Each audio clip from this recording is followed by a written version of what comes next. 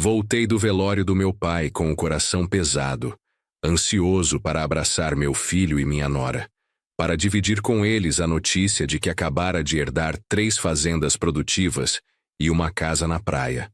Mas quando cheguei em casa e ouvi as vozes deles vindo da varanda, algo me fez parar. Fiquei ali, escondido atrás da porta da cozinha, e o que escutei nas palavras deles me gelou por completo.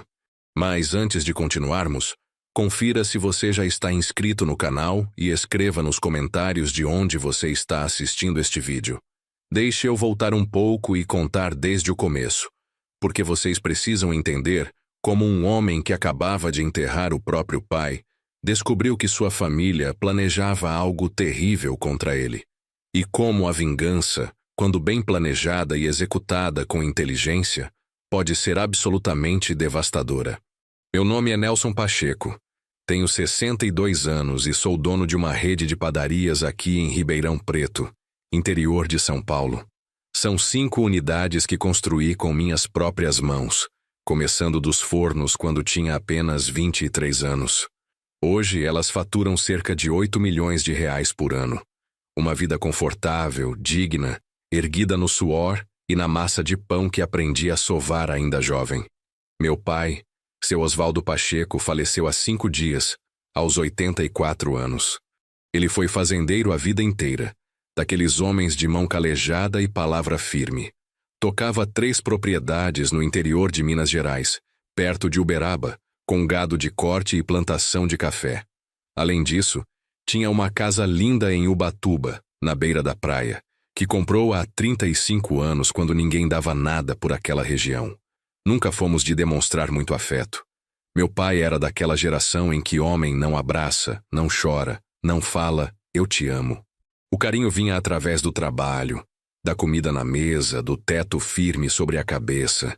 Mas ele me ensinou valores sólidos, me deu caráter e, no final das contas, deixou um patrimônio que triplicava tudo o que eu mesmo havia conquistado. Minha esposa, Margarete, morreu faz 11 anos. Um câncer de mama agressivo que a levou em apenas 7 meses. Foi uma dor que quase me destruiu, mas tinha que continuar por causa do nosso filho, o Bruno, que hoje tem 35 anos e é casado com a Patrícia há 6 anos. O Bruno se formou em administração de empresas numa faculdade particular, cara. Tudo pago por mim. Depois tentou abrir uma empresa de consultoria que nunca deslanchou como ele esperava. Sempre havia uma desculpa. A economia estava ruim. Os clientes não pagavam em dia. A concorrência era desleal. Faz 3 anos que ele veio me pedir ajuda pela primeira vez. Pai, são só 200 mil reais para eu respirar, para pagar as dívidas do cartão e recomeçar. Eu dei o dinheiro sem pedir nada em troca, sem contrato, sem prazo, porque ele era meu filho e pais ajudam seus filhos. Ou era isso que eu pensava na época. Mas as dívidas não pararam. Sempre tinha mais alguma coisa. O aluguel do escritório, a folha de pagamento dos funcionários, equipamentos que precisavam ser comprados. E cada vez o Bruno aparecia de mão estendida. E cada vez eu dava mais dinheiro. Porque o que mais eu poderia fazer? Deixar meu único filho afundar? A Patrícia trabalhava no departamento de recursos humanos de uma multinacional, ganhando bem, mas com um padrão de vida que estava muito acima do que os dois podiam sustentar. Roupas de marca, restaurantes caros, viagens que ela fazia questão de postar em todas as redes sociais, criando uma imagem de sucesso que não correspondia à realidade financeira do casal. Durante esses 6 anos de casamento, comecei a perceber mudanças no Bruno. Ele visitava menos, ligava menos, sempre com desculpas sobre trabalho, sobre compromissos, sobre a correria da vida de adulto casado.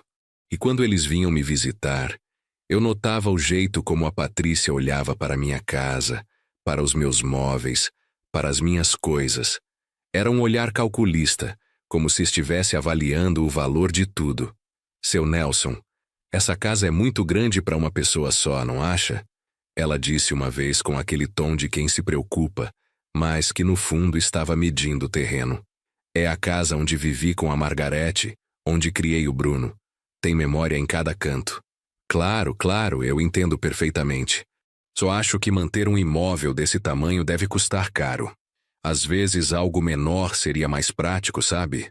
Eram comentários assim, aparentemente inocentes, mas que plantavam sementes.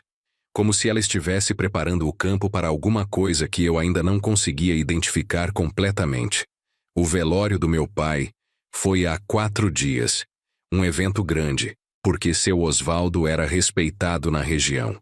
Centenas de pessoas vieram apresentar condolências, muitos assumindo que eu, como único filho vivo, herdaria tudo.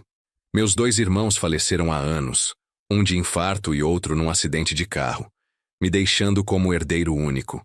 Depois do enterro, o Dr. Meirelles, o advogado que cuidava dos assuntos do meu pai há décadas, me chamou para uma conversa particular no escritório dele. Nelson, precisamos revisar o testamento do seu pai. Ele deixou instruções muito específicas. Passamos quase 2 horas naquele escritório com cheiro de livros velhos e madeira encerada. E foi ali que entendi a dimensão do que havia herdado. 3 fazendas produtivas em Minas Gerais. Um total de 1.200 hectares com gado Nelore de qualidade, cafezal em produção, toda a infraestrutura moderna. Valor estimado pelo Dr. Meirelles, 120 milhões de reais. A casa em Ubatuba, de frente para o mar, com arquitetura que valorizou muito com os anos, 25 milhões de reais. Aplicações financeiras conservadoras mais robustas, mais 35 milhões. Total do patrimônio herdado, 180 milhões de reais. Seu pai foi muito claro no testamento, explicou o Dr. Meirelles, ajeitando os óculos no nariz. Ele queria que tudo ficasse com você porque, nas palavras dele, Nelson foi o único que trabalhou sem esperar herança, o único que construiu algo do próprio bolso. Ele merece continuar o legado da família.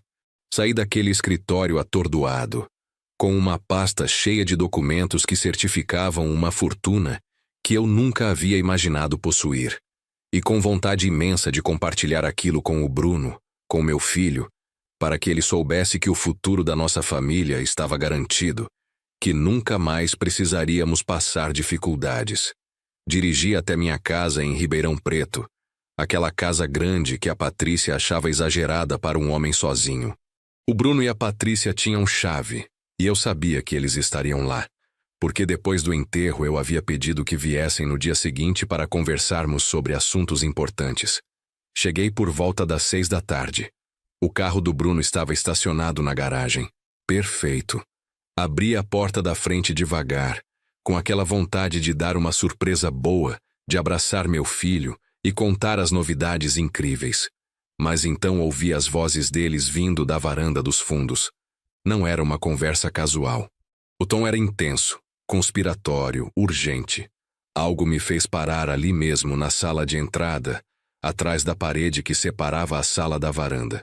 E eu simplesmente fiquei ali, escutando. Não sei se foi instinto, intuição, ou apenas a necessidade de entender o que se passava quando eles pensavam estar sozinhos. Mas o que ouvi nas palavras que vieram a seguir mudou absolutamente tudo. Quando ele chega, era a voz da Patrícia, ansiosa, apressada. Disse que vinha às 6. Deve estar chegando agora, respondeu o Bruno. E você tem ideia de quanto ele herdou? Números exatos?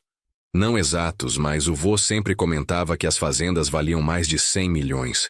E isso foi há uns anos. Hoje deve valer muito mais. Bruno, isso é exatamente o que a gente estava esperando. Seu pai vai ter uma fortuna e a gente precisa garantir que ela termine onde deve. Com a gente. Meu coração começou a bater mais rápido. Continuei parado, prendendo a respiração, querendo e ao mesmo tempo temendo ouvir o que viria depois. Eventualmente ela vai ser minha mesmo. Sou filho único. Tudo vem para mim no final das contas. E quando é isso, Bruno? Daqui a 20 anos? 30? Seu pai tem 62, pode viver até os 90 tranquilamente. E enquanto isso a gente faz o quê? Continua pedindo esmola? Vivendo sufocado pelas dívidas enquanto ele fica sentado em cima de uma fortuna? Patrícia, não é esmola. É ajuda da família. Chama do que você quiser, mas é humilhante. Bruno, a gente tem 30 e poucos anos. Deveria estar no melhor momento das nossas vidas. casa própria, viagens, liberdade financeira. Mas estamos presos por causa das suas dívidas, por causa da sua empresa que não deu certo. Obrigado por esfregar isso na minha cara. Não estou te atacando, estou sendo realista. E a realidade é que seu pai acabou de herdar uma fortuna, e a gente precisa de parte dessa fortuna agora, não daqui a décadas.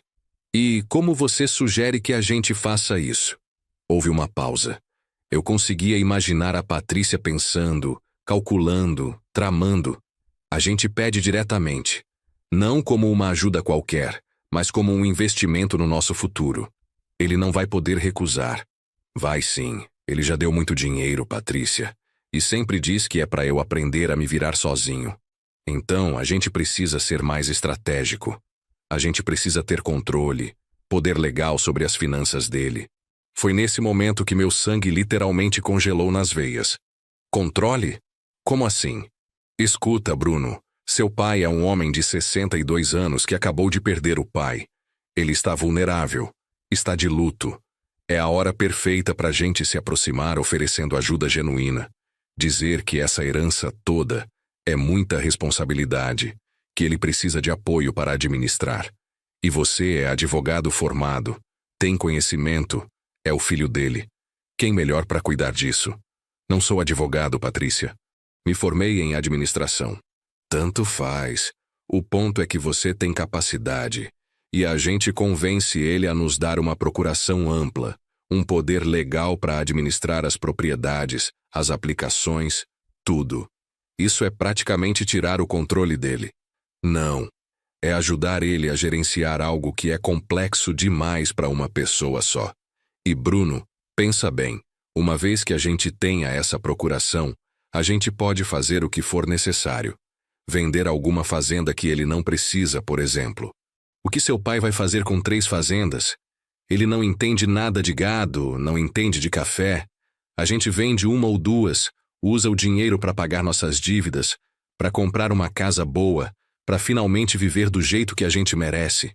Eu estava tremendo. Não de frio, mas de uma raiva tão profunda que eu nunca havia sentido antes. Meu próprio filho estava ali, conspirando com a mulher dele sobre como tomar controle da minha vida, do meu patrimônio, da herança que meu pai havia deixado especificamente para mim. Patrícia, isso é quase como roubar. Não é roubar se eventualmente seria seu de qualquer jeito. A gente só está adiantando o inevitável. E se ele se recusar? Se ele não quiser dar essa procuração? Outra pausa, mais longa dessa vez. E quando a Patrícia respondeu, sua voz tinha um tom frio, calculado, assustador. Então a gente vai pro plano B. Que plano B? Interdição. A gente consegue alguns laudos médicos dizendo que seu pai não tem mais capacidade mental para administrar patrimônio tão grande. Com 62 anos, recém-viúvo, acabou de perder o pai, está emocionalmente fragilizado. Com a documentação certa e alguns testemunhos, a gente consegue que um juiz nomeie você como curador legal dele. Patrícia, isso é declarar meu pai incapaz. Isso destruiria totalmente nosso relacionamento. Que relacionamento, Bruno? Vamos ser sinceros. Seu pai te vê umas 2 vezes por mês. Te dá dinheiro como se você fosse um pedinte. Não tem relacionamento de verdade, tem obrigação. E francamente, depois que a gente conseguir o que precisa, importa se ele fica chateado. Ele é meu pai. E você é o filho dele que passou anos implorando por migalhas enquanto ele acumulava riqueza. Bruno, chegou a hora de pegar o que é nosso por direito. Se ele colaborar voluntariamente, ótimo. Se não, a gente faz do jeito difícil. O silêncio que veio depois foi pesado. E eu esperei. Esperei para ver se meu filho iria defender seu pai. Se iria rejeitar esse plano absurdo e cruel. Se iria mostrar que ainda havia decência nele. Mas o que ele disse foi pior que qualquer silêncio. Tá bom. A gente tenta o plano A primeiro. Oferece ajuda, consegue a procuração e vê no que dá. E se não der certo? Se não der, a gente estuda a interdição. Mas Patrícia, se isso explodir, se meu pai descobrir o que a gente está planejando, ele não vai descobrir. Porque a gente vai agir como filho preocupado e nora dedicada. E quando ele perceber alguma coisa, se é que percebe, já vai ser tarde demais. O controle vai estar nas nossas mãos. Recuei silenciosamente, voltei até a porta da frente, saí e fechei com cuidado. Meu coração batia tão forte que eu achava que ia estourar no peito. Entrei no carro e dirigi sem destino por uns 20 minutos, tentando processar o que havia acabado de ouvir. Não era apenas ganância. Era uma conspiração completa. Um plano detalhado para me roubar, para tomar controle da minha vida, para me declarar incapaz se eu resistisse. Tudo isso tramado pelo meu próprio filho e pela mulher dele. E naquele momento, sentado no carro numa rua qualquer de Ribeirão Preto, tomei uma decisão. Não iria confrontá-los imediatamente. Não iria dar a eles a chance de negar, de mentir, de fingir que eu havia entendido errado. Não. Eu ia fazer algo muito melhor. Ia deixá-los acreditar que o plano estava funcionando. Ia dar corda suficiente para eles se enforcarem sozinhos. E quando estivessem completamente expostos, quando não houvesse mais como negar, eu iria destruí-los de uma forma tão completa e legal que eles nunca mais conseguiriam se levantar. Porque vingança não é sobre golpe rápido. Vingança é sobre deixar o traidor cavar a própria cova, cada vez mais fundo, até não conseguir mais sair. E o Bruno e a Patrícia acabavam de me dar todas as ferramentas que eu precisava. Liguei para o meu melhor amigo, o Reinaldo, que foi promotor de justiça durante 30 anos, e agora trabalhava como advogado particular. Conhecia o Reinaldo desde a escola, desde que éramos moleques correndo descalços pelas ruas de terra de Ribeirão. Nelson, como você está? Como foi com o advogado do seu pai? Reinaldo, preciso te ver urgente. Aconteceu uma coisa que muda tudo. Você está bem? Sua voz está estranha. Estou perfeitamente bem, mas preciso da sua experiência jurídica e da sua descrição total. Passa no escritório em meia hora. Cheguei no escritório do Reinaldo exatamente 30 minutos depois. Ele me recebeu na sala dele, fechou a porta e me serviu um copo de uísque sem perguntar se eu queria. Fala, Nelson. O que aconteceu? Contei tudo, palavra por palavra. O que havia ouvido através daquela parede. O plano do Bruno e da Patrícia. A procuração, a possível interdição, tudo. Vi a expressão do Reinaldo mudar de preocupação para a fúria absoluta. Esses desgraçados. Seu próprio filho, Nelson. Eu sei, mas Reinaldo, eu não quero confronto emocional. Eu quero destruição legal, metódica. Quero que eles paguem de um jeito que doa permanentemente. O que você tem em mente? Jogar o jogo deles. Deixar eles acreditarem que está funcionando. Dar corda suficiente para eles se enforcarem. E depois, quando estiverem completamente expostos, cortar essa corda. É arriscado. Eles podem causar dano real antes de você conseguir detê-los. Não se eu te tiver do meu lado. Não se a gente documentar cada passo, e é aí que você entra. Expliquei meu plano, e o Reinaldo, depois de me ouvir por 40 minutos, encostou na cadeira e soltou um assobio baixo. Nelson, isso é guerra nuclear. Exatamente. Porque se eles vão conspirar contra mim, se vão tentar me roubar, preciso garantir que não ganhem em hipótese alguma. Está certo, mas preciso que você entenda. Você pode perder seu filho permanentemente com isso. Reinaldo, eu já perdi meu filho. O Bruno que eu conheci, que eu criei, que eu amei, esse não existe mais. No lugar dele, tem um estranho ganancioso manipulado por uma mulher calculista. E esse estranho merece exatamente o que vai receber. O Reinaldo passou os 3 dias seguintes preparando minha defesa legal. Primeiro, um fideicomisso irrevocável, onde eu mantinha controle total de tudo enquanto estivesse vivo e com capacidade mental. E a parte mais importante, se alguém tentasse me interditar, se houvesse qualquer processo judicial contra mim, tudo iria automaticamente para instituições de caridade. O Bruno não receberia absolutamente nada. Esse fideicomisso é blindado, explicou o Reinaldo, mostrando os documentos. Você mantém controle completo enquanto viver. E se alguém tentar te declarar incapaz, tudo vai para a caridade. 0 para o Bruno. E quanto ao testamento? Também reformulado. Devido a comportamento que viola a confiança familiar, Você fica deserdado. E está redigido de forma impecável. Ele não consegue contestar. E o equipamento de vigilância? Instalei ontem enquanto você estava nas padarias.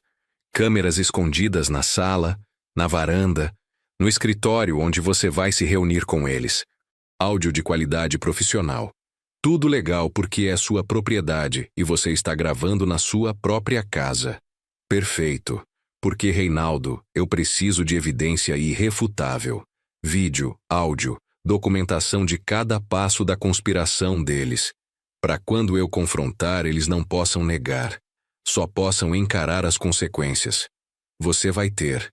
Mas Nelson tem certeza absoluta disso? Porque não tem volta. Nunca tive tanta certeza de nada na vida. Naquela noite, finalmente voltei para casa. O Bruno e a Patrícia ainda estavam lá, esperando com expressões de preocupação perfeitamente ensaiadas. Pai, onde você estava? A gente ficou preocupado. Desculpa, filho. Fiquei no escritório do Dr. Meirelles mais tempo que o esperado. Tem muita coisa para processar. A gente imagina. Deve ser muito para administrar sozinho. Herança tão grande assim. Olhei para o Bruno e vi ele trocar um olhar rápido com a Patrícia. O olhar de quem está seguindo um roteiro. É muito. Para ser sincero, eu não sei nem por onde começar. A Patrícia se inclinou para frente, com aquela expressão de quem se importa profundamente. Seu Nelson, mas para isso existe família, para ajudar em momentos difíceis. O Bruno tem conhecimento em administração, eu tenho experiência com gestão. A gente pode ajudar o senhor a organizar tudo, se quiser. Vocês fariam isso por mim? Claro, pai. É meu pai. É o mínimo que eu posso fazer. Era tão falso que dava nojo. Mas eu continuei representando meu papel. O homem vulnerável, sobrecarregado, precisando de ajuda. É muito generoso da parte de vocês, mas é muita responsabilidade. São 3 fazendas, a casa da praia, as aplicações. Exatamente por isso você não pode fazer sozinho, disse o Bruno. Mas juntos a gente consegue. A gente organiza, estrutura, maximiza o valor do patrimônio. Deixa eu pensar, filho. É muita coisa para decidir de uma hora para outra. Claro, pai, mas não demore muito. Essas coisas precisam de atenção rápida. Imposto de herança, manutenção das propriedades, decisões sobre o gado e a produção de café. Quanto mais cedo a gente começar, melhor para todo mundo. Entendo. Eu aviso vocês em breve. Eles foram embora logo depois, e eu tive certeza de que estavam planejando os próximos passos. Mas dessa vez, eu estava um passo à frente. Nos dias seguintes, continuei representando. Liguei para o Bruno algumas vezes, sempre parecendo confuso, sobrecarregado. Filho, eu tô perdido com esses documentos todos. Não sei nem o que é para assinar primeiro. Pai, por isso eu te disse. Você precisa de ajuda. Deixa eu e a Patrícia cuidarem disso. Eu tô pensando sério na proposta de vocês, mas tenho algumas condições. Que condições? Primeiro, quero auditoria mensal completa de tudo. Todas as transações, todas as decisões, tudo documentado e revisado. Silêncio do outro lado da linha. Eu quase conseguia ouvir os neurônios dele tentando processar como contornar essa condição. Claro, pai. Isso é só boa prática mesmo. Segundo, venda de propriedades grandes, tipo as fazendas, precisa da minha autorização explícita. Por escrito, reconhecida em cartório. Mais silêncio. Dessa vez mais longo. Pai, isso vai complicar bastante. Se aparecer uma oportunidade boa, a gente pode perder se tiver que esperar autorizações burocráticas. É minha condição. Não é negociável. Tá bem. A gente trabalha com isso. Terceiro, essa procuração é revogável. Se em qualquer momento eu sentir que as coisas não estão sendo administradas corretamente, eu cancelo na hora. Pai, isso meio que derrota o propósito de ter alguém administrando. São minhas condições. Ou aceitam assim, ou não tem acordo. Tá bom, pai. Tudo bem. A gente aceita. Mas eu sabia que eles não aceitavam. Sabia que cada condição que eu impunha era vista como obstáculo que eles teriam que contornar ou ignorar. E era exatamente isso que eu queria. Empurrá-los cada vez mais longe, cada vez mais fundo na ilegalidade. Durante aquela semana, instalei também um dispositivo de escuta no carro do Bruno. Legal, porque tecnicamente o carro ainda estava no meu nome. Eu havia emprestado para ele 3 anos atrás quando o carro dele quebrou, e ele nunca devolveu. E o que ouvi naquela noite, enquanto eles dirigiam de volta para a casa deles, confirmou tudo. Período de auditoria? Autorização por escrito? Nelson, ele não confia na gente. Patrícia, pelo menos a gente conseguiu ele aceitar em princípio. Aceitar o quê? Com todas essas condições, a gente não consegue fazer nada de útil. A gente não pode vender propriedade, não pode tomar decisão rápida. É inútil. Então, o que você quer fazer? Plano B. A interdição. É a única forma de ter controle real. Patrícia, isso é extremo demais. Extremo? Sabe o que é extremo, Bruno? É viver endividado enquanto seu pai senta em cima de quase 200 milhões de reais. Isso sim é extremo. Ou você toma uma atitude, ou eu vou achar alguém que tenha coragem. Você tá me ameaçando? Eu tô sendo clara. Eu preciso de um marido que provê, que garante o futuro. Não de um homem fraco que fica implorando pro pai. Tá bom, tá bom. Eu vou pesquisar sobre o processo de interdição. Como funciona, o que precisa, tudo. E precisa de laudo médico. Consegue alguém? Tem um médico que eu conheço dos tempos da faculdade. Deve uns favores para mim. Talvez ele ajude. Então faz isso. E Bruno, a gente precisa ser rápido. Quanto mais tempo passar, mais chance do seu pai mudar de ideia completamente e a gente perder essa oportunidade. Desliguei a gravação com as mãos tremendo de raiva. Não era só ganância agora. Era plano criminoso explícito. Conspirando para fraudar, para me interditar usando laudo médico falso. Liguei pro Reinaldo, mesmo sendo meia-noite. Eles estão falando em conseguir laudo médico falso para me interditar. Isso é crime, não é? É crime gravíssimo, Nelson. Falsidade ideológica, tentativa de fraude, estelionato. Com a gravação que você tem, dá para processar criminalmente. Então a gente tem o suficiente? Quase. Mas seria melhor pegar eles em flagrante. Documentar a tentativa de conseguir o laudo falso, de preferência com o médico confessando que foi abordado. Como faço isso? Deixa comigo. Eu conheço gente que pode ajudar. O Reinaldo tinha contatos da época de promotor. E 3 dias depois, me ligou com novidades. O médico que o Bruno procurou é o Dr. Henrique Barros. E acontece que ele tem alguns problemas com o Conselho Regional de Medicina. Nada grave, mas processos administrativos pendentes. Meu contato conversou com ele e... Vamos dizer que o Dr. Barros está disposto a colaborar com a justiça. Colaborar como? Ele vai gravar as conversas com o Bruno. E se o Bruno realmente pedir um laudo falso, a gente tem evidência de suborno, de conspiracy para fraude médica. É o prego final no caixão. Faz isso. Enquanto isso, continuei representando meu papel. Comecei a agir de forma levemente confusa nas conversas com o Bruno. Filho, eu marquei reunião com o contador ontem, porque ele ligou dizendo que eu não apareci. Não sei, pai. Você não me contou sobre nenhuma reunião. Ah, deve ter sido confusão minha. Ando meio atrapalhado com tanta coisa. Pequenas coisas. Detalhes plantados cuidadosamente para criar a narrativa de deterioração mental. E eu via o Bruno anotando mentalmente cada deslize, cada confusão, construindo o caso dele. A Patrícia ligou para a secretária das minhas padarias. Oi, eu sou a Patrícia, nora do seu Nelson. Queria perguntar uma coisa. Você tem notado alguma mudança nele ultimamente? Decisões estranhas, esquecimentos? Minha secretária, a dona Lourdes, que trabalha comigo há 20 anos e que eu já havia avisado sobre a situação, respondeu exatamente como combinamos. Agora que você fala, sim. Ele tem andado meio esquecido.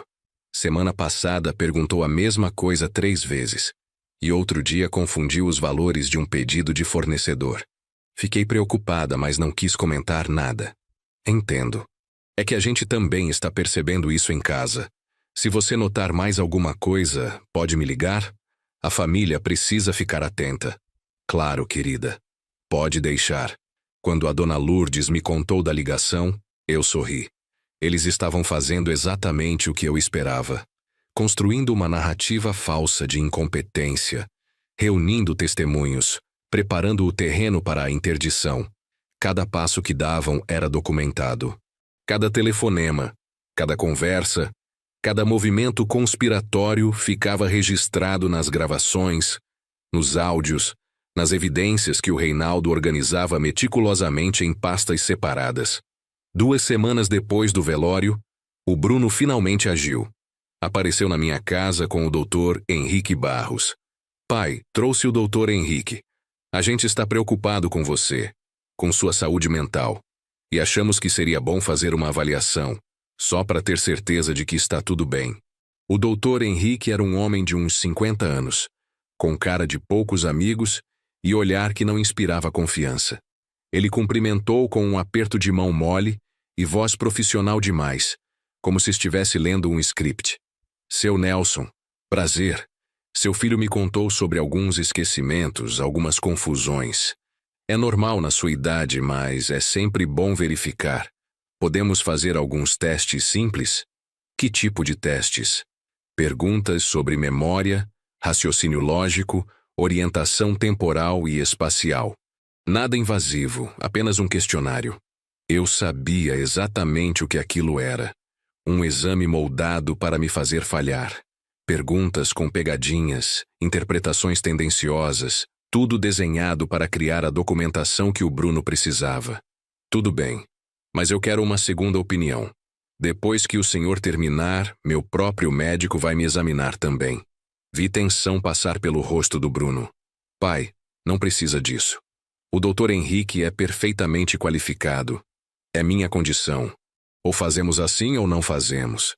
O Dr. Henrique olhou para o Bruno, que acenou levemente com a cabeça. Eles não tinham escolha. Claro, seu Nelson. Segunda opinião é sempre bem-vinda. O exame durou 40 minutos. Eu respondi algumas perguntas corretamente, outras propositalmente de forma confusa.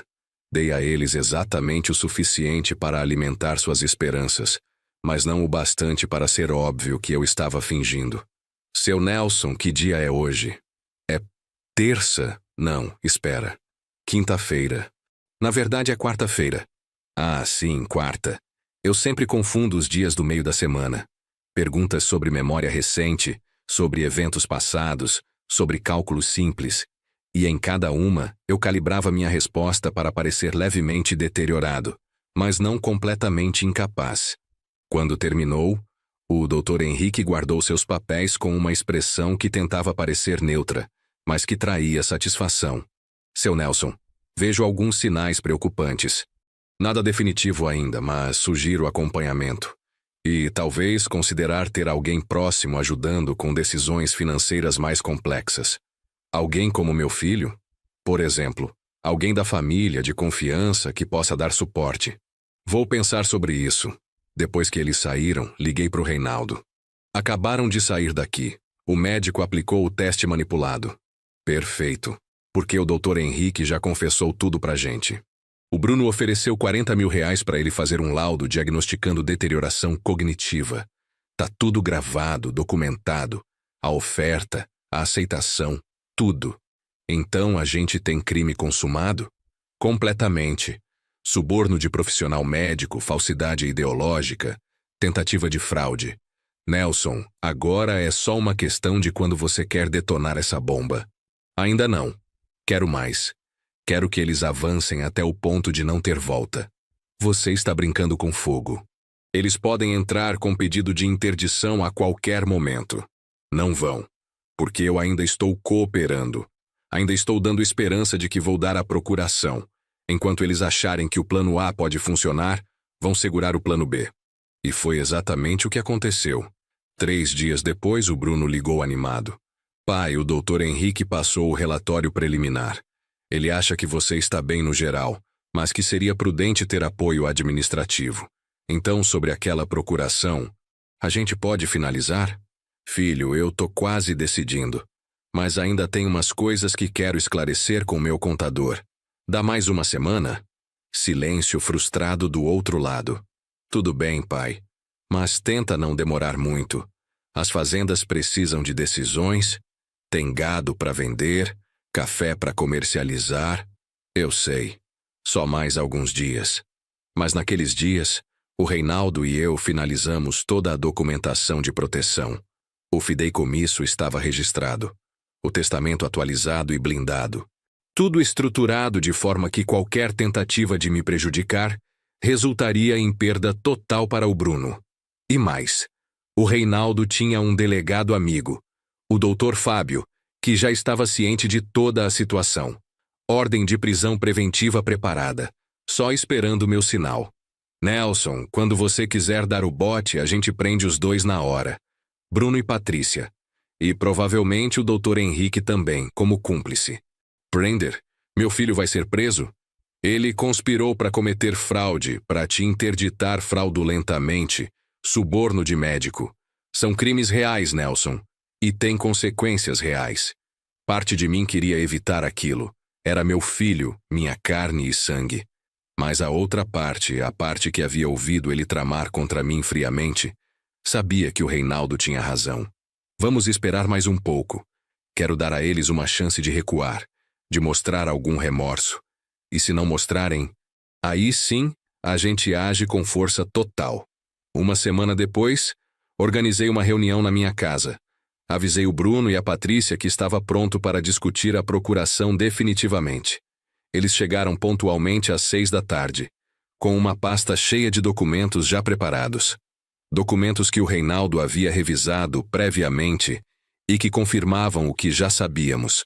Era uma procuração absurdamente ampla, que me transformaria basicamente em um espectador da minha própria vida financeira. Pai, trouxemos tudo preparado. É só você assinar aqui, aqui e aqui. Deixa eu ler primeiro. Peguei os papéis, fingindo ler com dificuldade, fazendo cara de confusão. E enquanto isso, as câmeras escondidas gravavam cada segundo. Isso aqui dá muito poder para vocês. Vocês podem vender qualquer coisa sem me consultar. Pai, a gente já conversou sobre isso. Se tiver que te consultar em cada decisão pequena, o processo fica travado. É melhor você confiar na gente. E eu confio, filho. Mas são quase 200 milhões de reais. É normal ter cautela. A Patrícia se inclinou com aquela voz melosa que já me dava nojo. Seu Nelson, a gente entende perfeitamente. Mas pense assim. O senhor construiu um império com as padarias, certo? E conseguiu porque delegou, porque confiou em pessoas competentes. Isso aqui é a mesma coisa. É diferente. Nas padarias eu continuo tomando as decisões grandes. E aqui também. Mentiu o Bruno sem nem piscar. A gente só cuida do dia a dia. Decisões grandes. A gente sempre vai consultar você primeiro. Era tão falso que chegava a ser ofensivo. Mas eu continuei no meu papel. Tá bom. Mas eu quero fazer uma mudança no documento. Quero que venha escrito explicitamente que venda de imóveis ou propriedades acima de 10 milhões precisa da minha autorização por escrito. A máscara do Bruno quase caiu. Pai, isso vai contra o propósito da procuração. É isso ou nada, Bruno. Eu assino com essa condição ou não assino. Eles trocaram olhares. E eu vi o exato momento em que decidiram mentir. Tudo bem, pai. A gente adiciona essa cláusula. Pode deixar. Ótimo. Então vocês refazem o documento com essa mudança e a gente marca para assinar semana que vem. A frustração deles era visível. Cada obstáculo que eu colocava atrasava os planos e eles estavam ficando desesperados. Depois que saíram, revisei as gravações com o Reinaldo. Eles concordaram em adicionar a cláusula só para te acalmar.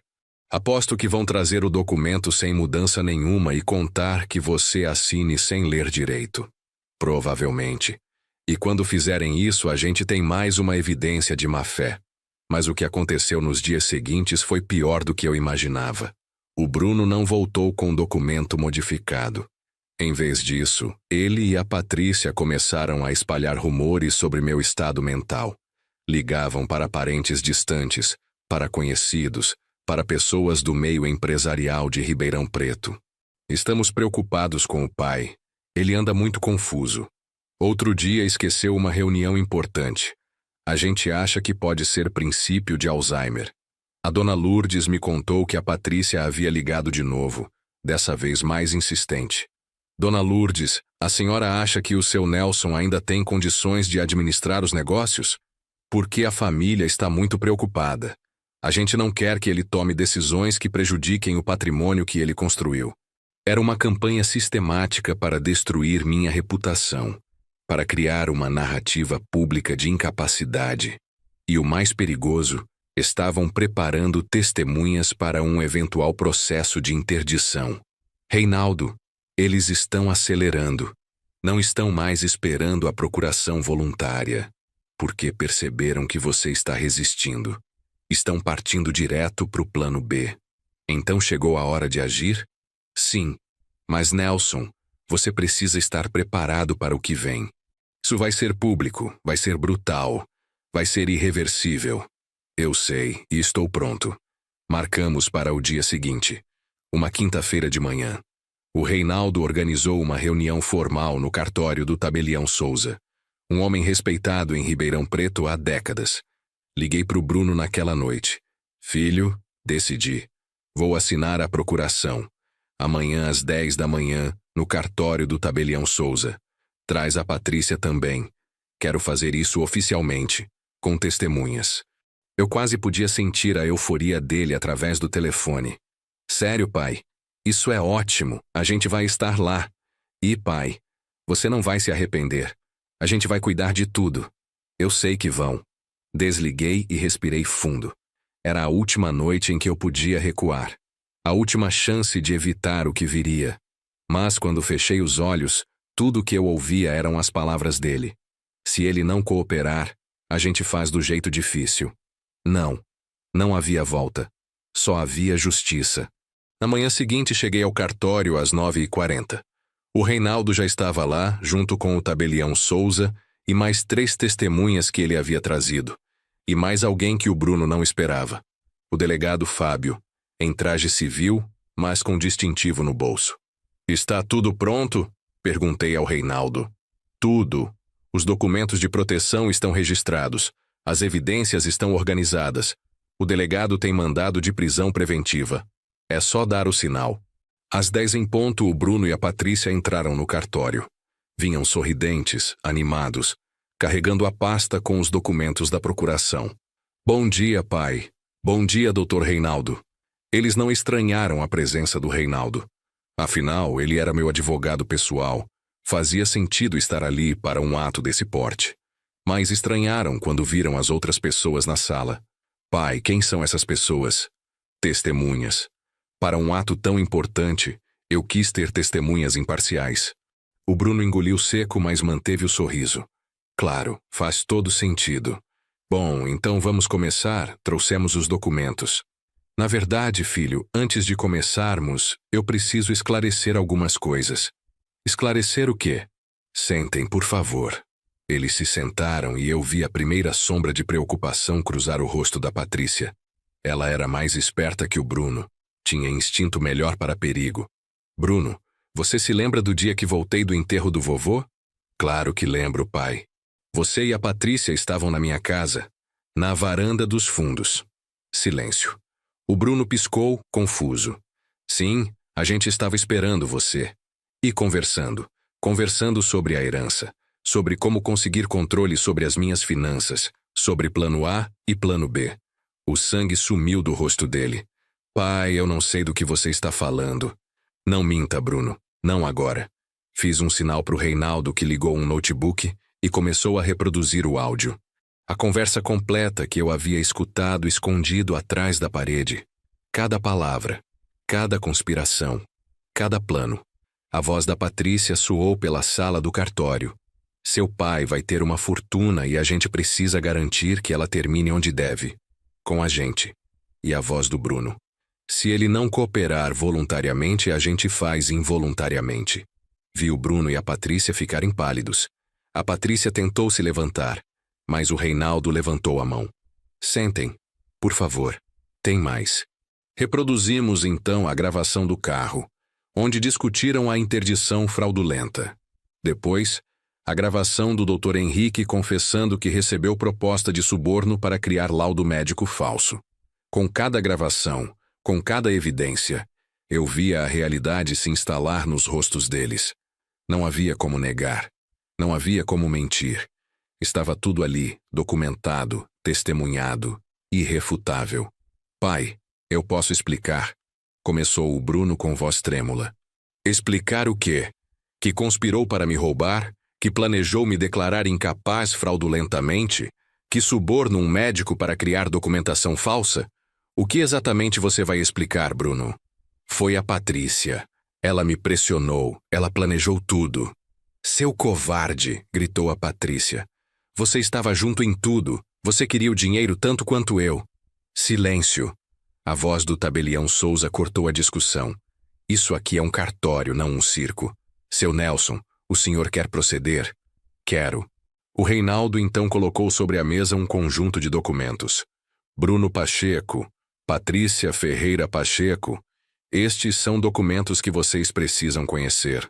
Primeiro, fideicomisso irrevogável estabelecido há 2 semanas, onde Nelson Pacheco mantém controle total de todos os bens enquanto viver, e onde, em caso de qualquer tentativa de interdição ou processo judicial contra ele, todo o patrimônio será destinado a instituições de caridade. Vocês não receberão 1 centavo. O Bruno pegou os papéis com mãos tremendo. Pai, você não pode fazer isso. Posso e fiz. Segundo documento, testamento atualizado. Bruno Pacheco está completamente deserdado devido à quebra de confiança familiar, conspiração para fraude e tentativa de apropriação indébita de patrimônio. Terceiro documento, o Reinaldo pausou dramaticamente. Representação criminal contra Bruno Pacheco e Patrícia Ferreira Pacheco, pelos crimes de conspiração para fraude, tentativa de estelionato, suborno de profissional médico e falsidade ideológica. E contra o Dr. Henrique Barros como cúmplice. Foi então que o delegado Fábio se levantou, mostrando o distintivo. Bruno Pacheco e Patrícia Ferreira Pacheco, vocês estão presos preventivamente. Têm o direito de permanecer em silêncio. Qualquer coisa que disserem pode ser usada contra vocês. Não! O grito do Bruno ecoou pelo cartório. Pai, por favor, não faz isso, eu sou seu filho. Você é um criminoso, e criminosos enfrentam justiça. A Patrícia estava mais controlada, mas seus olhos cuspiam fogo. Seu Nelson, o senhor vai se arrepender disso. Isso é vingança desproporcional. A gente não fez nada além de planejar. Planejar é conspiração. E quando vocês subornam o Dr. Henrique, deixou de ser só plano e virou crime consumado. A senhora é advogada de RH, deveria saber disso. O delegado Fábio colocou as algemas. Primeiro no Bruno, que chorava compulsivamente. Depois na Patrícia, que mantinha uma expressão de fúria controlada. Pai, eu te imploro, não deixa isso acontecer. Pensa na mamãe, no que ela ia querer. Foi a coisa errada a dizer. Invocar a memória da Margarete, a mulher que ele nunca visitou direito quando ela estava morrendo de câncer, porque estava ocupado com a empresa que estava falhando. Não use sua mãe para isso. Ela ficaria envergonhada de você, tão envergonhada quanto eu estou. Os levaram. E o silêncio que ficou no cartório era pesado, carregado de uma mistura de vitória e tristeza. Você fez o certo, disse o tabelião Souza. Família não justifica crime. Eu sei, mas não é por isso que dói menos. Vai doer por um tempo. Mas, Nelson, você se protegeu. E mais importante, deu a eles a consequência que precisavam.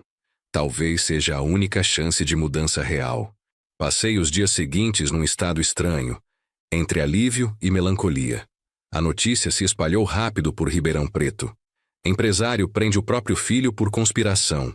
Os jornais locais cobriram, as redes sociais comentaram. As reações foram divididas.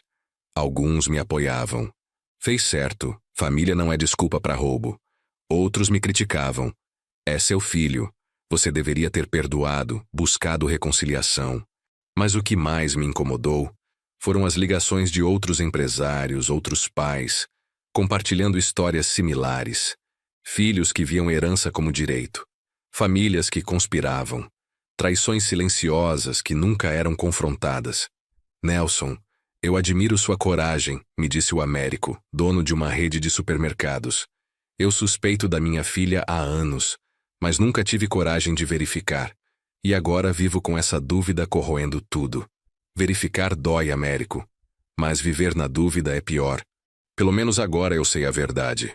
E posso agir com essa certeza. A prisão preventiva do Bruno e da Patrícia durou 72 horas.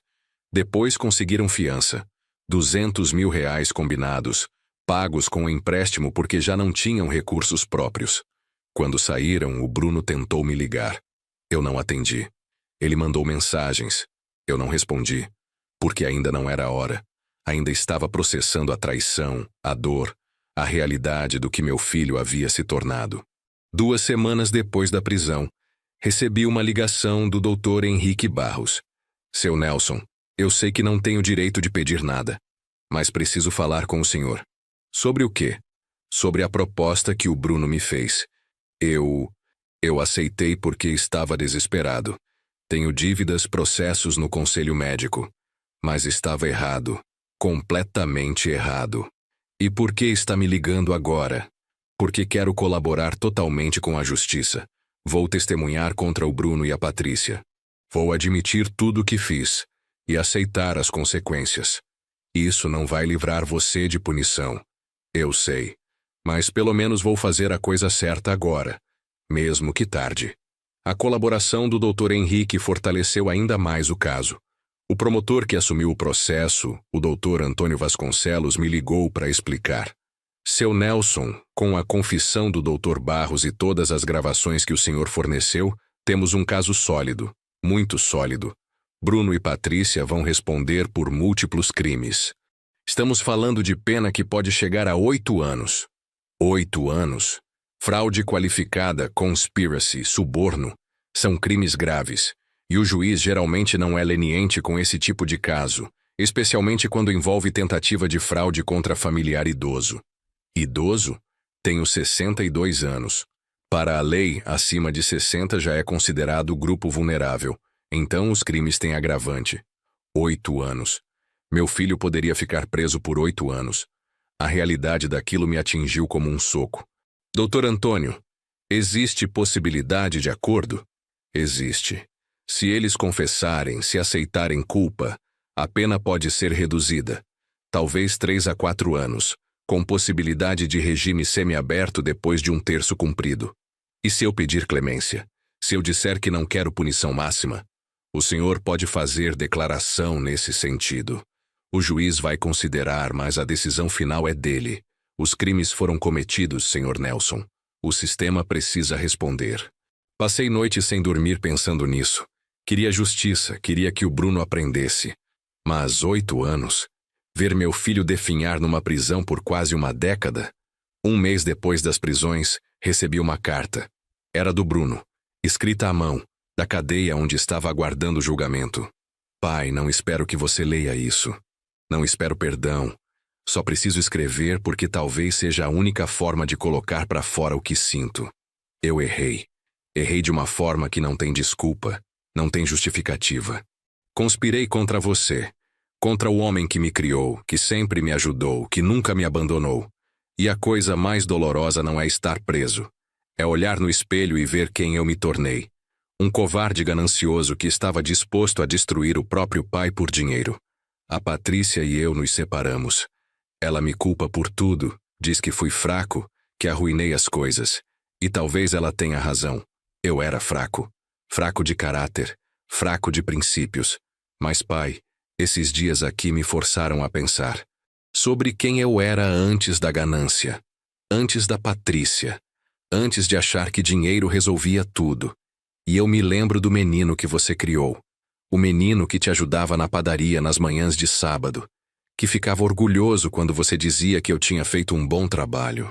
Esse menino morreu em algum momento. E no lugar dele cresceu um homem que não reconheço, que não respeito. Não estou pedindo perdão. Não mereço. Estou apenas dizendo, eu vou usar esse tempo, essa consequência, para tentar encontrar aquele menino de novo. para construir algo que não seja baseado em ganância, em atalhos, em traição.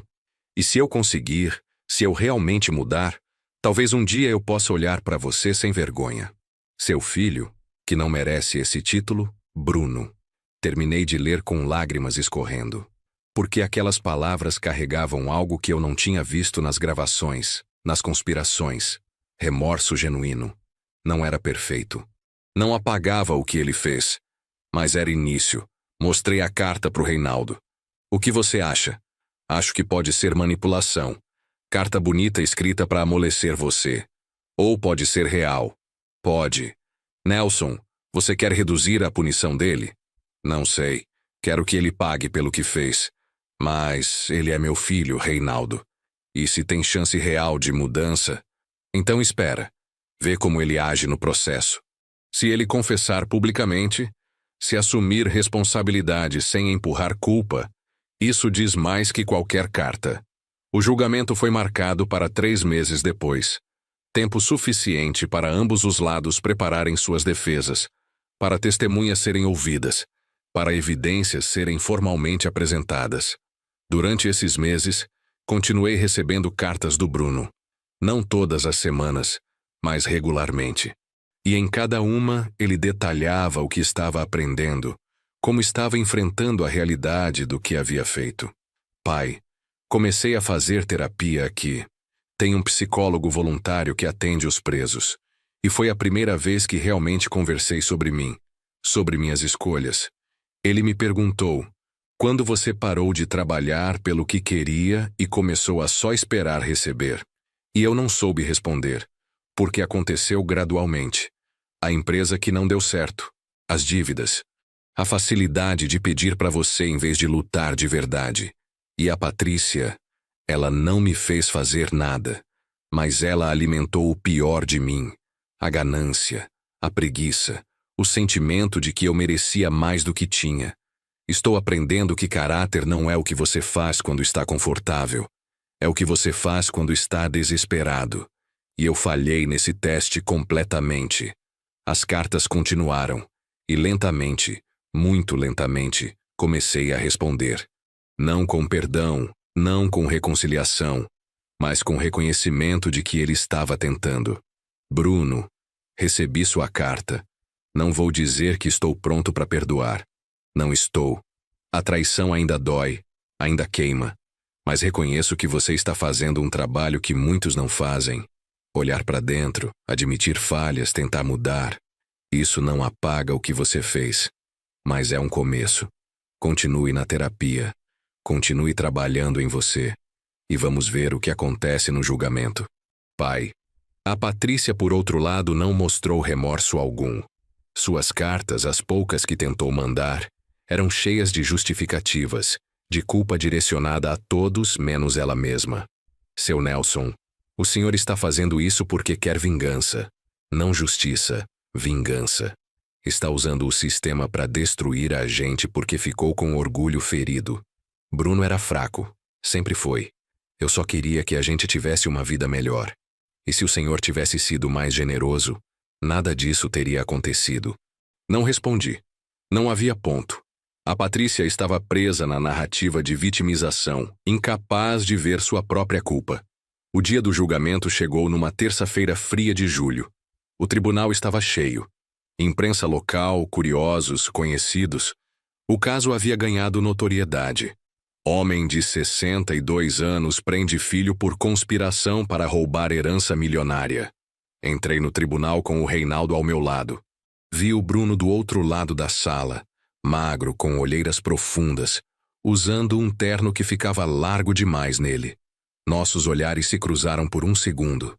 Ele abaixou os olhos imediatamente. A Patrícia estava sentada ao lado dele, mas mantinha distância.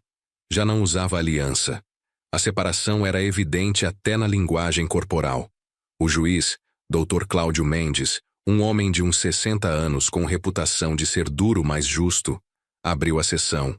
Estamos aqui para julgar o caso do Ministério Público contra Bruno Pacheco e Patrícia Ferreira Pacheco, acusados de conspiração para fraude, tentativa de estelionato, suborno de profissional médico e falsidade ideológica. Como os réus se declaram? O advogado do Bruno se levantou. Era um defensor público jovem, recém-formado. O Bruno não tinha mais dinheiro para advogado particular. Excelência, meu cliente gostaria de fazer uma declaração antes de entrar com a declaração formal. O juiz acenou. Pode falar. O Bruno se levantou, tremendo visivelmente. Excelência, eu gostaria de mudar minha declaração de não culpado para culpado, em todos os crimes. Murmúrio percorreu o tribunal. O advogado do Bruno parecia surpreso.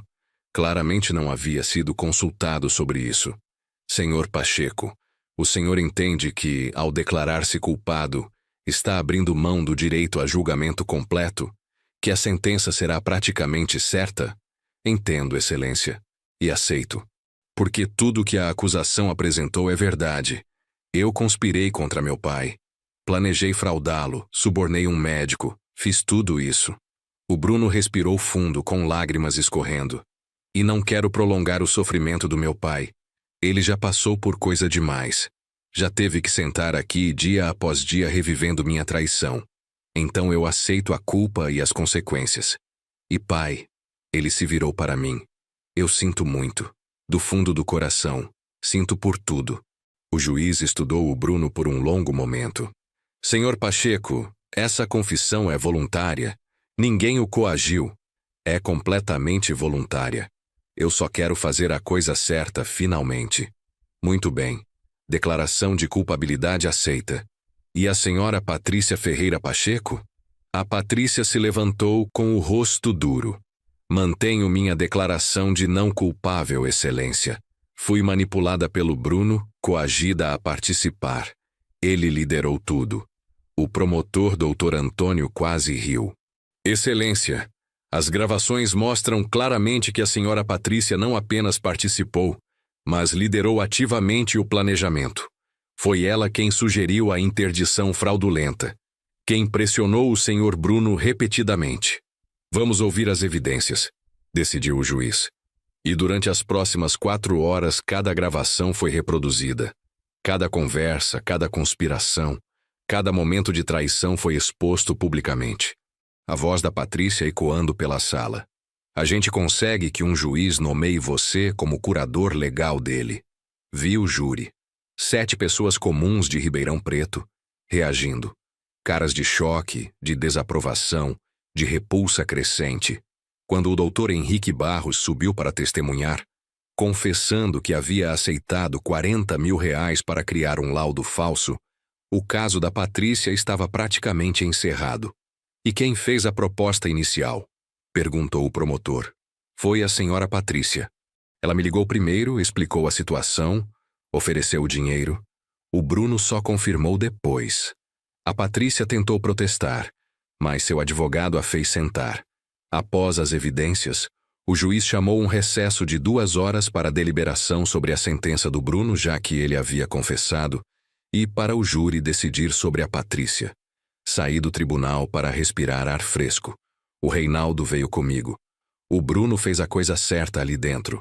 Confessou, assumiu responsabilidade, não jogou culpa. Eu vi. E isso importa? Pro juiz? Sim. Demonstra remorso genuíno. A sentença ainda vai ser pesada, mas não vai ser o máximo. 2 horas depois voltamos. O tribunal estava ainda mais cheio, com gente em pé nos fundos. O juiz entrou e todos se levantaram. Depois de revisar todas as evidências e considerar a confissão do réu, Bruno Pacheco, chego à seguinte sentença. Bruno Pacheco, você é considerado culpado de conspiração para fraude, tentativa de estelionato e suborno de profissional médico.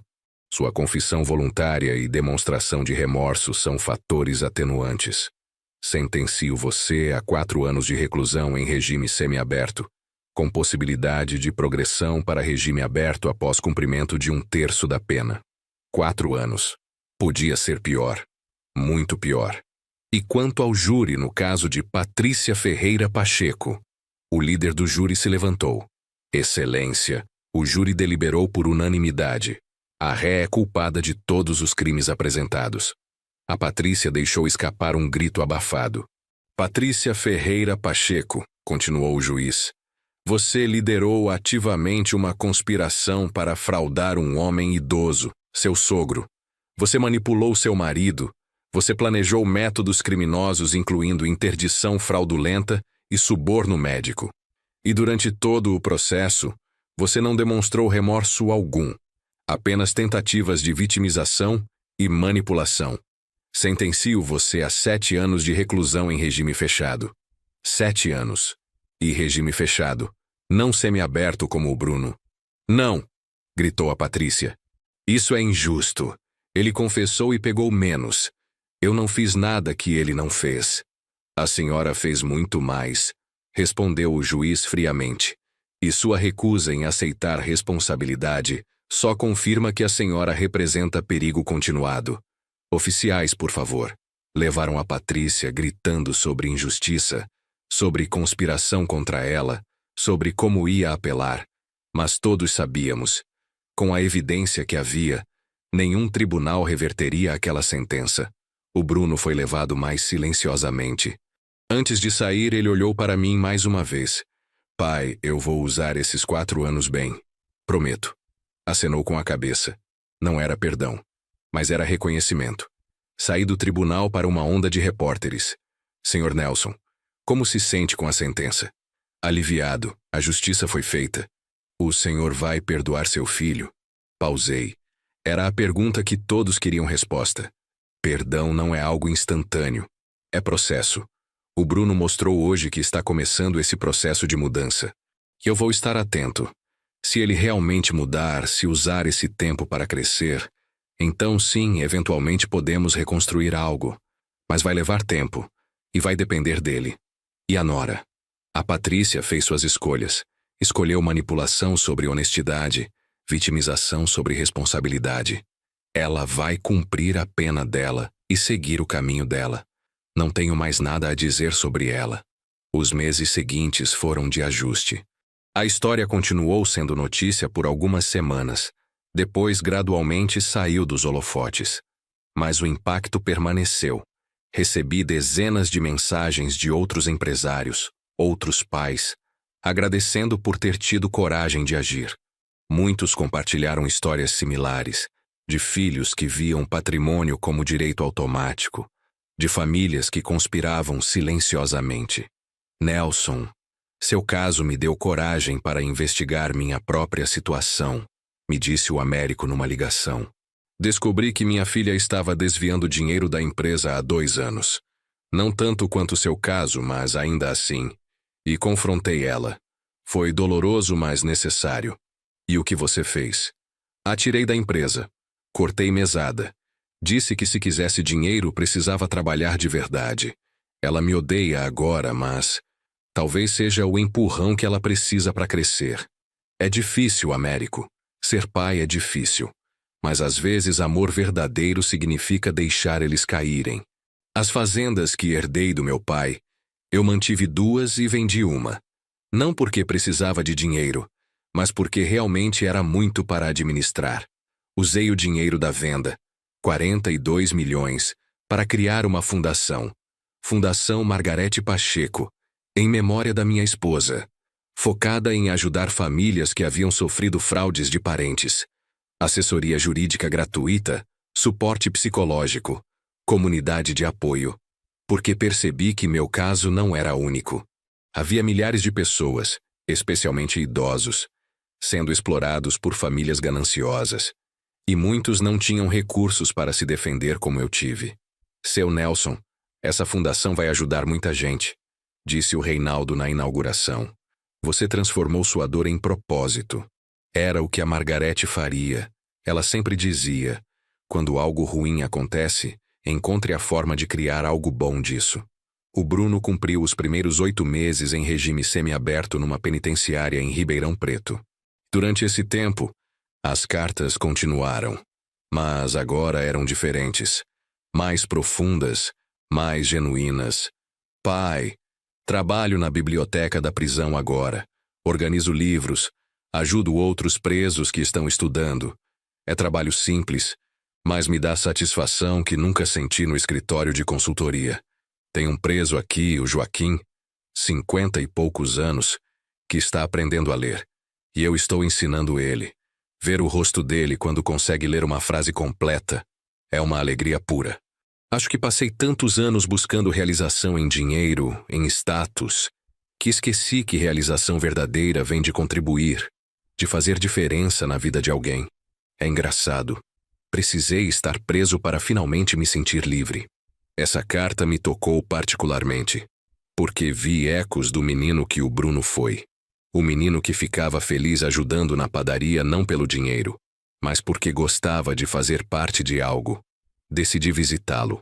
Era a primeira vez desde o julgamento que iríamos nos ver cara a cara. A sala de visitas da penitenciária era ambiente triste. Paredes cinzas, mesas de plástico, guardas observando. Mas quando o Bruno entrou, vi algo diferente nele. Ele estava mais magro, sim, mais velho, com cabelo começando a ficar grisalho nas têmporas. Mas tinha algo nos olhos, uma clareza que não estava lá antes. Pai, sua voz tremeu. Obrigado por vir. Recebi suas cartas, todas elas. E respondeu algumas. Isso significou muito. Sentamos. Silêncio constrangido. Como você está? Perguntei finalmente. Fisicamente? Bem. Mentalmente? Melhor do que estive em anos. É estranho dizer isso estando preso, mas eu tô bem, pai. De verdade. Me fala sobre o trabalho na biblioteca. E ele falou. Por 40 minutos contou sobre os presos que estava ajudando, sobre os livros que estava lendo, sobre a terapia em grupo que frequentava. A gente discute escolhas. Por que fizemos o que fizemos? E eu percebo que meu crime não começou quando conspirei contra você. Começou muito antes, quando parei de trabalhar pelo que eu queria e comecei a só esperar receber. Bruno, por que você confessou no tribunal? Seu advogado disse que tinha defesa possível. Porque estava cansado de mentir, pai. Cansado de fugir da verdade. E porque você merecia isso. Depois de tudo que fiz, o mínimo que eu podia fazer era te poupar de um julgamento longo e doloroso. Olhei para meu filho. E pela primeira vez em anos vi sinceridade completa. Eu não te perdoei ainda. Quero que você saiba disso. Eu sei. E não espero que perdoe. Só espero que um dia, quando eu sair daqui, eu possa te mostrar que mudei de verdade. Não com palavras, mas com ações. E a Patrícia? Ele fez uma careta. A Patrícia, ela nunca vai assumir responsabilidade. Manda cartas pro meu advogado toda semana tentando me convencer a dizer que forcei ela a fazer tudo. Que se eu mudar meu testemunho, ela pode sair mais cedo. E você vai fazer isso? Não, porque seria mentira. E pai, eu posso ser muitas coisas ruins, mas não vou mais ser mentiroso. Ela fez as escolhas dela, eu fiz as minhas, e cada um paga pelo que fez. A visita durou 2 horas. Quando terminou e eu estava saindo, o Bruno me chamou. Pai, virei. Obrigado, por vir. Por não ter desistido completamente de mim. Não desisti, Bruno. Mas confiança se reconstrói devagar. Com o tempo. Com prova consistente de mudança. Eu vou provar, prometo. Saí da prisão com sentimentos misturados. Esperança, cautela, tristeza. Mas também algo que não tinha sentido em meses. Uma conexão, ainda que frágil, com meu filho. Os meses continuaram passando. A fundação cresceu. Atendemos 43 casos no primeiro ano. Famílias que haviam sido fraudadas por parentes, que precisavam de ajuda legal, de suporte emocional. Seu Nelson, o senhor salvou minha vida, me disse uma senhora de 72 anos, Dona Célia. Meu filho estava desviando minha aposentadoria há 3 anos. Eu sabia, mas tinha vergonha de denunciar. Até ver sua história na TV. Me deu coragem. E o que aconteceu? Com a ajuda da fundação, consegui comprovar tudo. Ele está respondendo o processo. E eu recuperei parte do dinheiro. Mas mais importante, recuperei minha dignidade.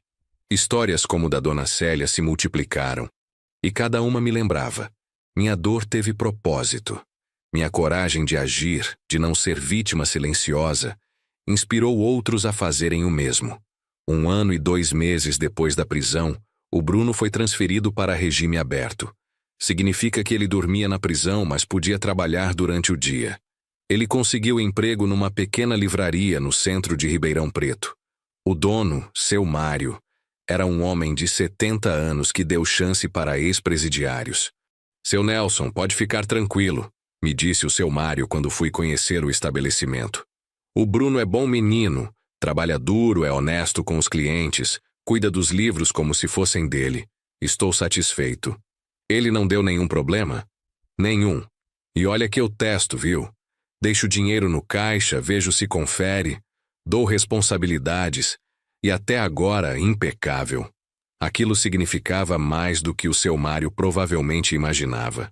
Porque me mostrava que a mudança do Bruno não era só palavra, era ação consistente. Comecei a visitá-lo mensalmente, não na prisão mais, mas na livraria, durante o horário de trabalho. Tomávamos café na lanchonete ao lado, conversávamos sobre vida, sobre os livros que ele estava lendo, sobre o futuro. Pai, quando eu sair completamente, quero fazer faculdade de novo. Não administração, talvez pedagogia. Quero trabalhar com educação de adultos, com alfabetização. Por quê? Porque foi o que me salvou aqui dentro. Ajudar o Joaquim e os outros a lerem.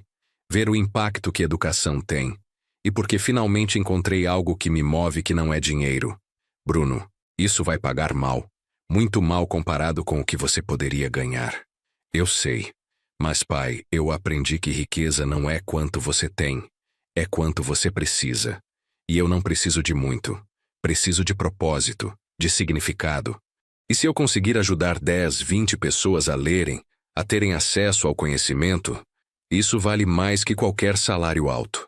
Olhei para meu filho falando com paixão sobre educação, sobre ajudar outros, e vi alguém completamente diferente do homem que havia conspirado contra mim.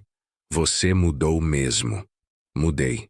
E pai, sei que não apaga o que fiz. Sei que quebrei sua confiança de forma que talvez nunca se conserte completamente. Mas estou tentando ser alguém que você possa respeitar, mesmo que não consiga perdoar completamente.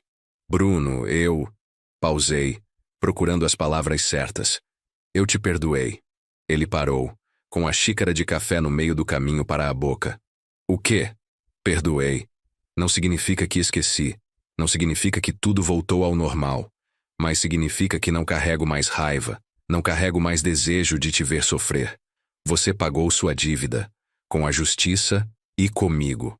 Lágrimas escorreram pelo rosto dele. Pai, eu não sei o que dizer. Não precisa dizer nada, só precisa continuar sendo esse homem que você está se tornando. E a herança? O testamento? O fideicomisso continua. As proteções continuam.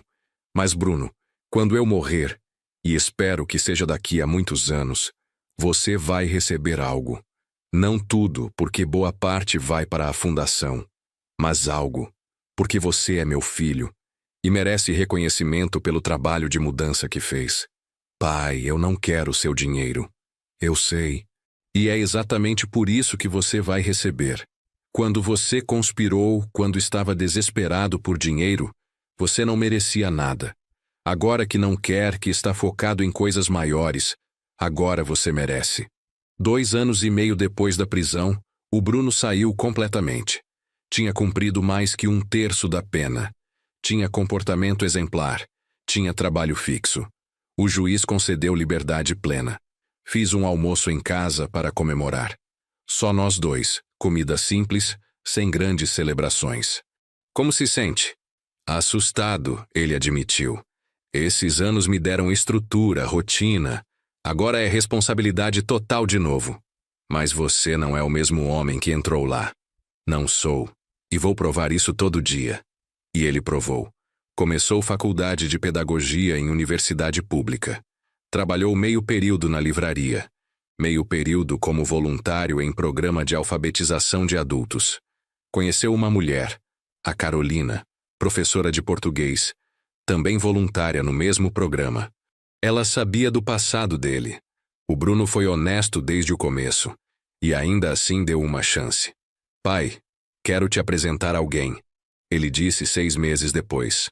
A Carolina era mulher simples, de sorriso genuíno e olhos gentis. completamente diferente da Patrícia em todos os aspectos. Seu Nelson, é uma honra conhecê-lo. O Bruno fala muito do senhor. Espero que coisas boas. Fala sobre como o senhor teve coragem de fazer o que era certo, mesmo sendo doloroso. E como essa coragem salvou a vida dele. Salvou? O Bruno me contou tudo, senhor. Sobre a conspiração, sobre a prisão, sobre tudo. E ele diz que se o senhor não tivesse parado ele quando parou, ele teria continuado naquele caminho até se destruir completamente.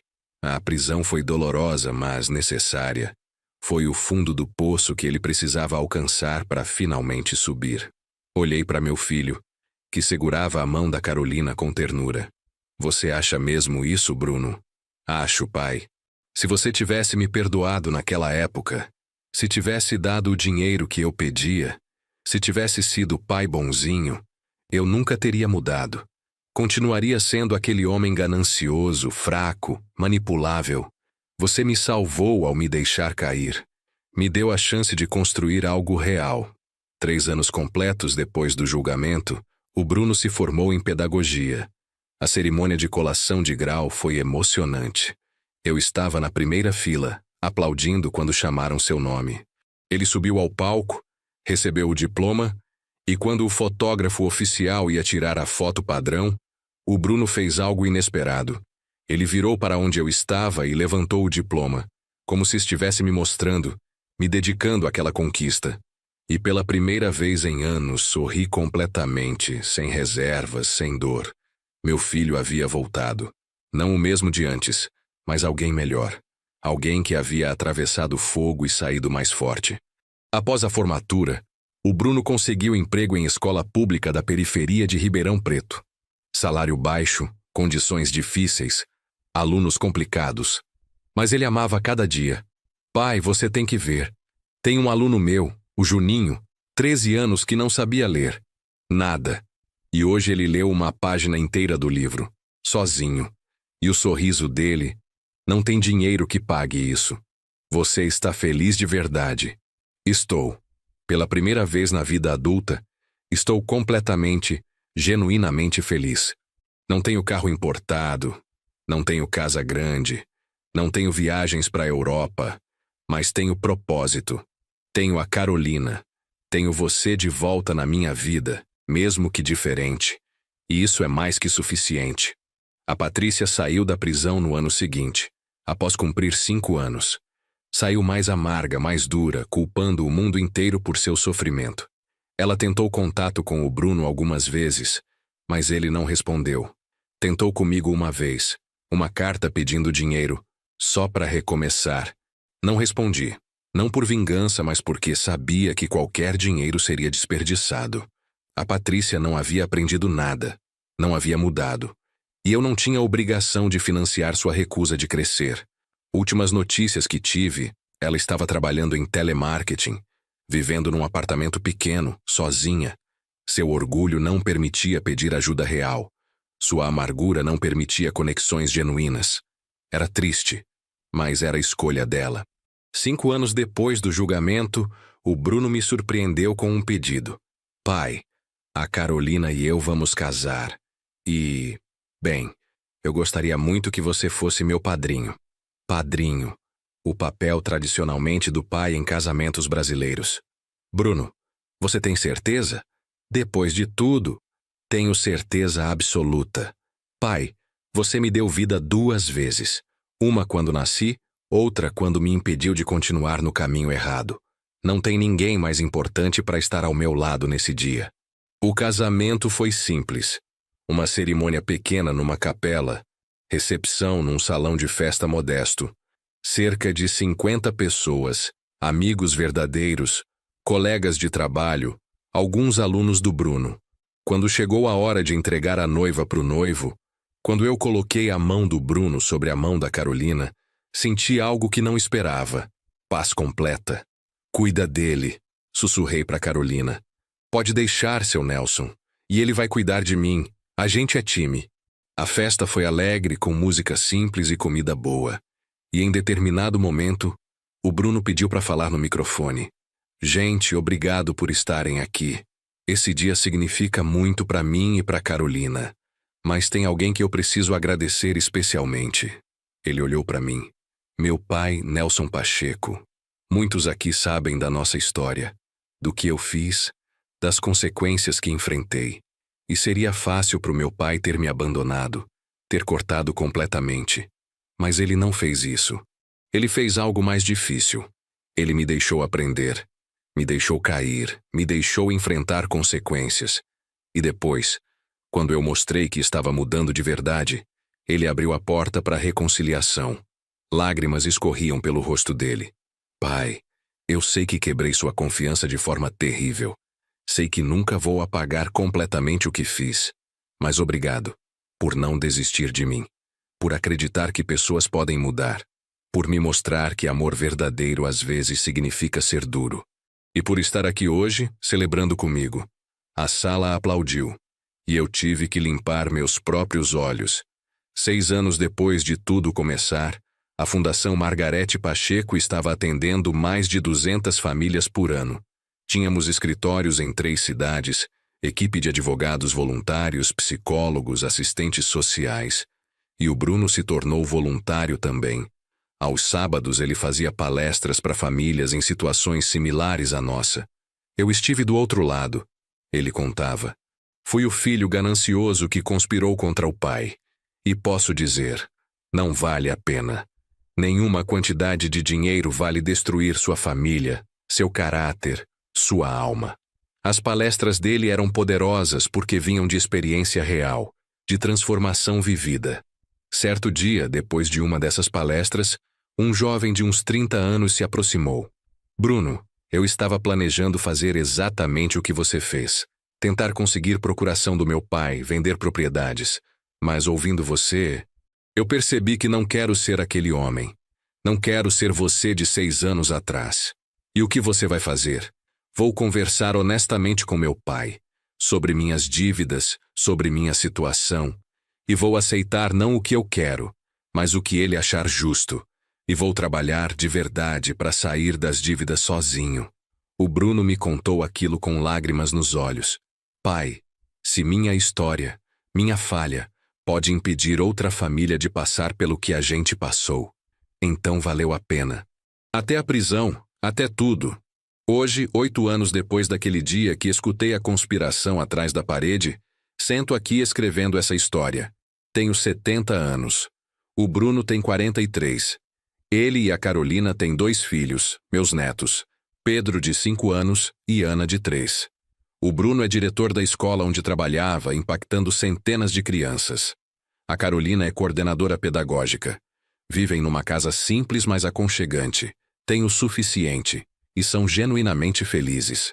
As fazendas que herdei continuam produtivas, geridas por administradores competentes. As padarias continuam prosperando. E a maior parte da riqueza está estruturada para ir para a fundação quando eu morrer. Mas modifiquei o testamento. O Bruno vai receber 20% de tudo. Não porque precisa. Ele deixou muito claro que não quer riqueza, mas porque merece reconhecimento. Porque transformou sua vida completamente. Quando contei para ele sobre a mudança no testamento, ele reagiu exatamente como eu esperava. Pai, eu não quero. Eu sei, por isso você merece. Mas é muito dinheiro. Eu não vou saber o que fazer com isso. Então use para ajudar mais gente. Expanda seu trabalho na escola. Crie bolsas de estudo. Faça diferença. Você vai saber o que fazer, porque agora você é homem de caráter. Ele aceitou, não porque queria, mas porque entendeu que era minha forma de dizer: eu confio em você de novo. Às vezes, nas noites de sábado, o Bruno, a Carolina e os netos jantam em casa. E enquanto observo meu filho brincando com as crianças, ensinando o Pedro a ler, contando histórias para Ana, vejo o ciclo completo, da ganância à redenção, da traição ao perdão, do fundo do poço à reconstrução completa. Vovô, o Pedro me chamou uma noite dessas. Por que você e meu pai se abraçam tanto? Olhei para o Bruno que sorriu. Porque a gente quase se perdeu, Pedro. E quando você quase perde alguém que ama e depois consegue de volta, você aprende a valorizar cada abraço. E vocês não vão se perder de novo? Não, meu filho, respondeu o Bruno me olhando. Nunca mais. Se você está ouvindo essa história e ela ressoa de alguma forma, quero que entenda algo fundamental. Família não justifica traição. Sangue não desculpa crime. E amor verdadeiro, às vezes, significa consequências duras. Voltei daquele funeral para dividir uma herança com meu filho. Encontrei uma conspiração. Poderia ter sido vítima silenciosa, fingido que não sabia, deixado acontecer. Mas escolhi lutar. Escolhi justiça. E sim, foi brutal, doloroso, público. Mas também foi necessário, porque o Bruno precisava daquelas consequências. Precisava tocar o fundo. Precisava perder tudo para entender o que realmente importava. E eu precisava ter coragem de deixá-lo cair, por mais que doesse.